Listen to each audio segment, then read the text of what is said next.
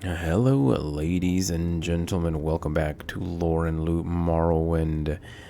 We have been gaining more and more prestige amongst our Telvanni house members, and the mouths are now more willing to give us more difficult tasks. Today we speak yet again with Malam Rion, who tells us that the Archmagister has discovered the ancient Dwemer ruins of Nchuleft. Apparently, these are the ruins that Einat Sanababi was looking for, and there are some blueprints there that Archmagister Gothrin wants us to retrieve. This triggers the quest mission to Nchuleft.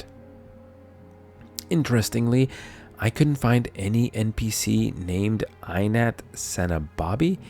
There is an NPC named Einat Maesabibi, a hostile dark elf in the West Gash region.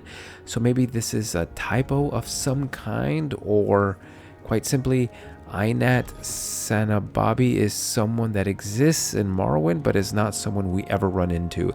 Perhaps he was sent to look for Nchuleft before us and never returned.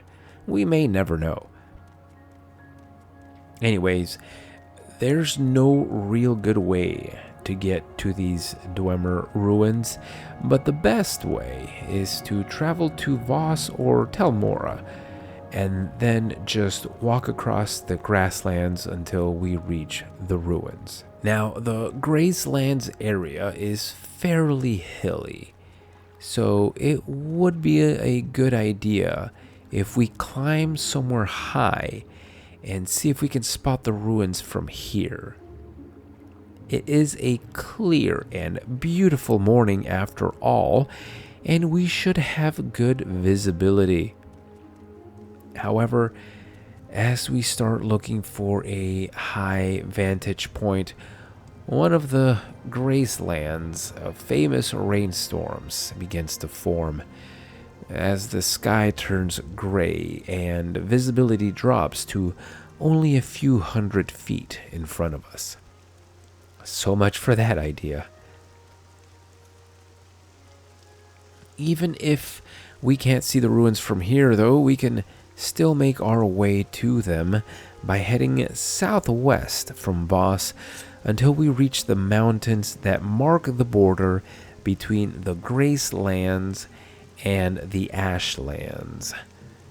The ruins are just north of the small gap that gives access between the two regions, right here, where the arrow is pointing. Along the way, we can expect to encounter Kagudi and Alits and Nixhounds, rats, the occasional Shulk, and wild Guar. Thankfully, not a lot of cliffs in the Gracelands, so not a lot of cliff racers. Thank the nine. From this tall hill, we can see very far, or at least we could if it weren't raining. However, a pesky Guar is threatening to interrupt our search for the ruins, so let's practice our destruction on the beast. Two rats are nearby, so let's not take any chances and just kill them too. From here, if we head more or less west, we will eventually hit the mountains, and then we really can't get lost. However, another wild Guar gets in our way, but we can take care of that easily as well. Eventually, the silhouette of the Dwemer ruins comes into view, but an elite stands in our way. Now, this may be a good opportunity to test out our new dagger, which, if you will recall, paralyzes the target.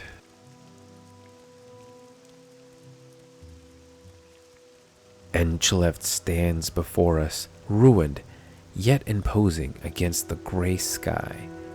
The sturdy structure, a reminder of a race long gone, but not forgotten. We remember the words of Baladas Demnevani, about the Dwemer constructs guarding the ruined halls, so we must steel ourselves for inevitable battle. Entering the dark halls, we hear the still functioning mechanisms in the walls and the clickety-clack of a Dwemer spider, which we need to defeat quickly. Rounding the corner, a sphere centurion, much more dangerous than the spider, stands guard in front of some stairs. These foes possess strong physical attacks, and we are not very strong. Most of these machines will have scrap metal on them. It is valuable, but very heavy, and it's probably not worth taking unless you have the room for it in your pack.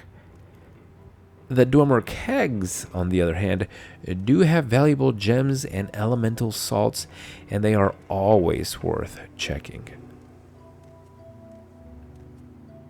There doesn't seem to be anything useful down this hall, except for the kegs, of course, so we head back up the stairs and down this other set of stairs that we saw first to our left.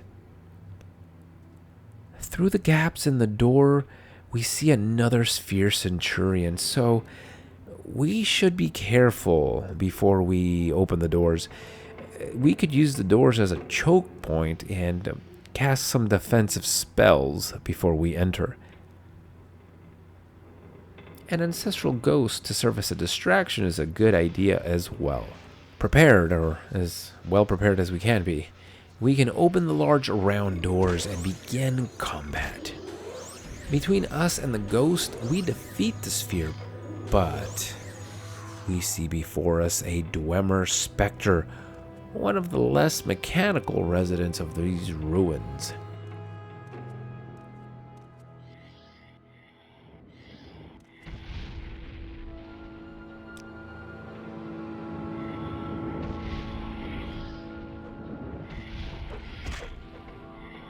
This foe nearly slays us, but we manage to heal in the nick of time and defeat it.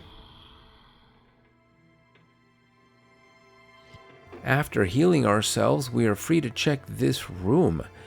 Here we find quite a bit of loot. There are some Dwemer artifacts we see here and there, including some coins on this table. In a locked Dwemer closet, we see a Dwemer Jinx sword, which is an upgrade in terms of damage to our glass Jinx blade. The other kegs have jewels, glass, and salts of different types, and finally, on this shelf, we find the blueprints we were looking for, the Scarab schematics. We could now leave, but of course, there's a little bit more of the ruins we can explore. Up the stairs, we come across what seems to be some form of forge, but thankfully there are no foes here. But we do see on the shelf over here a very rare and valuable book, The Chronicles of Nchuleft. Let's take it. In the kegs, we see some ebony and more jewels. And as we have explored the whole place, we can now take some of this scrap metal.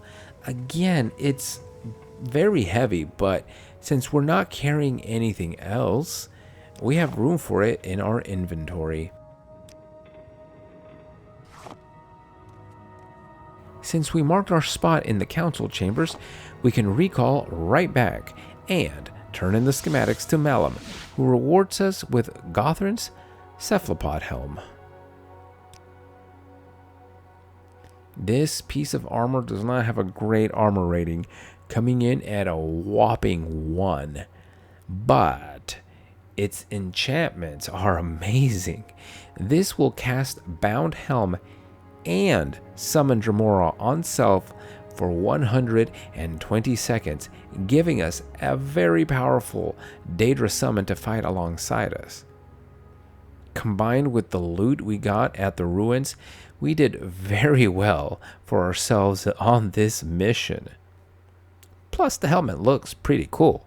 And that, my friends, is the House Telvanni Quest mission to Nchuleft. According to the schematics I found, you all need to go ahead and give this video a like and leave a comment below. If you enjoyed this video, be sure to subscribe for more and check out my other Morrowind content. As always, thank you for watching, and I will see you next time.